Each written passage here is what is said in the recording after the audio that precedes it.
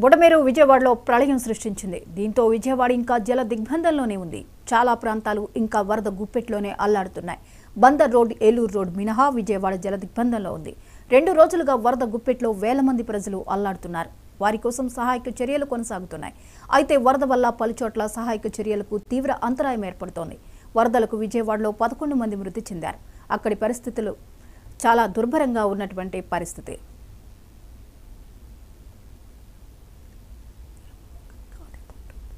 తుఫాను ప్రభావంతో గత 2 రోజులుగా కురిసిన భారీ వర్షాలు ఏదవుతున్నాయో అది రాములేరు పొంగి పొర్లి విజయవాడ మహానగరం మీద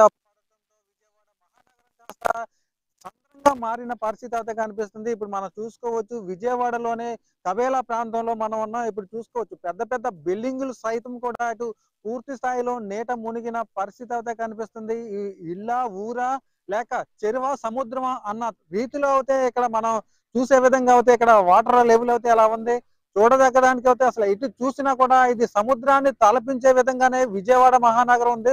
ప్రస్తుతం లెక్కల్లో చెప్పుకుంటే విజయవాడ మహానగరం 70% పైగా కూడా నీట మునిగిన పరిస్థితి అయితే కనిపిస్తుంది. సుమారు ఈ 10 లక్షల మందికి పైగా ప్రజలు అయితే అనేక ఇబ్బందులు అయ్యి నిరాశ్రితులయ్యి అనేక ఇబ్బందులకు గురవుతున్నారు. అనేక ప్రాంతాల్లో సహాయ చర్యలు కూడా అందట్లేదంటూ కూడా ప్రజలు వాపోతున్నారు. ఇప్పటికీ వరదల కారణంగా సుమారు విజయవాడలోనే ఒక 10 మందికి పైగా మృతి చెందిన పరిస్థితి అయితే కనిపిస్తుంది. ఏదేమైనప్పటికీ కూడా అధికారులు ఎన్ని ఏర్పాట్లు చేసినప్పటికీ కూడా భారీ సంఖ్యలో నిర్వాసితులు ఉండటంతో ఇటు ప్రజలకు కూడా అధికారులు అందించే సహాయ చర్యలు అయితే ఎక్కడా సరిపోవటం లేదు. ఎక్కడ చూసినా ప్రజలు అయితే అధికారులపై అయితే తీవ్రంగా అధికారుల చర్యలపై అయితే ప్రజలు నిర్వాసితులు కూడా ఆందోళన వ్యక్తం చేస్తున్నారు. తమకు ఎటువంటి సహాయాలు అందట్లేదంటూ కూడా ఆందోళన వ్యక్తం చేస్తున్నారు. ఇప్పటికే సీఎం చంద్రబాబు ఎక్కడ ఏ విధమైన ఎవరికి కూడా ఏ ఇబ్బందులు కలగకుండా కూడా అధికారులంతా కూడా వీళ్ళందరికీ సహాయాలు అందించాలంటూ కూడా ఆదేశాలు జారీ చేసినప్పటికీ కూడా మరోపక్క చంద్రబాబు ఎప్పటికప్పుడు కూడా ఈ అనేక ప్రాంతాల్లో పర్యటించి అధికారులను కూడా ముమ్మరం చేసిన పరిస్థితి ఉన్నప్పటికీ కూడా ఎక్కడ కూడా సహాయ చర్యలు అందట్లేదంటూ కూడా ప్రజలు అయితే ఆందోళన చెందుతున్నారు. అధికారులు కూడా మరోపక్క చూసుకుంటే ఇటు నిర్వాసితుల్ని పడవలపై, ఇది ట్రాక్టర్లపై, జేసీబీలపై కూడా తీసుకొస్తుంటే మరికొందరు స్వచ్ఛందంగా నీటిలో ఈదుకుంటూ వచ్చిన పరిస్థితి కూడా ఉంది. ఏదేమైనప్పటికీ ఆ ఇంటిలోంచి బయటపడి ప్రాణాలు కూడా రక్షించుకునేందుకు కూడా బతుకు జీవుడా అంటూ కూడా సంచులు నెత్తిన వేసుకుని కూడా ఎక్కడికెక్కడ ప్రజలు అయితే ఒడ్డిపోతున్న పరిస్థితి కనిపిస్తుంది. మరోపక్క చూసుకుంటే ఎటు చూసినా విద్యుత్ లేక, మరోపక్క సెల్ ఫోన్ సిగ్నల్ లేక, ఇంట్లో ఛార్జింగ్ లేక, ఫోన్లు మాట్లాడడానికి కుదరలేక, తమ వారు ఎక్కడున్నారో తెలియక అయితే అనేక పరిస్థితుల్లో చాలా మంది ప్రజలు అయితే ఆందోళన వ్యక్తం చేస్తున్నారు. తమ వారు ఎక్కడున్నారో కూడా కొందరికి తెలియని పరిస్థితి, తమ వారు ఎలా ఉన్నారో కూడా తెలియని పరిస్థితిలో ఉన్నారు. ఇంట్లో వారు ఉన్నారా లేక మరో చోటకి వెళ్ళారా, ఇల్లు ఎలా ఉందన్న తెలుసుకునే పరిస్థితి కూడా కనిపించట్లేదు. మనం చూడొచ్చు, ఈ విజయవాడ మహాప్రాంతం అనుకుని మనం చెప్పుకోవచ్చు. ఎటు చూసినా కూడా వర్షపు నీరు తప్ప మరి ఏది కనిపించట్లేదు.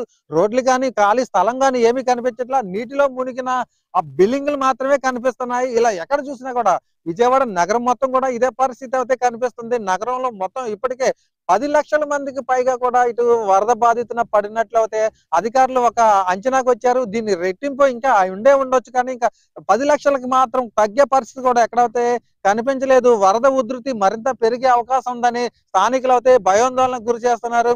ఇప్పటికే 2 రోజులు కురిసిన భారీ వర్షాలకే ఈ విజయవాడ నగరం ఇంత నీట మునగటంతో మరీ కొద్ది రోజుల్లో మళ్ళీ తుఫాన్ హెచ్చరికల నేపథ్యంలో అయితే విజయవాడ ప్రజలు భయాందోళనకి గురవుతున్నారు. ఇప్పటికే చిమ్మ చీకట్లో కమ్ముకుని ఉంటున్నామని కూడా ఆందోళన వ్యక్తం చేస్తున్నారు. మరి వర్షాలు ఉధృతి మరింత పెరిగితే తమ ఉనికికే ప్రమాదం అన్నట్టు భయాందోళనకు అయితే చెందుతున్నారు ప్రజలు.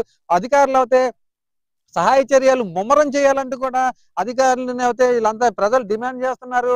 ఈ అధికారులు చేసే ఏ మాత్రం సరిపోవట్లేదంటూ సహాయ చర్యలు పెంచాలంటూ కూడా ఇక్కడ డిమాండ్లు చేస్తున్న పరిస్థితి అయితే కనిపిస్తుంది. ఇది ఇక్కడ ఉన్న తాజా పరిస్థితి.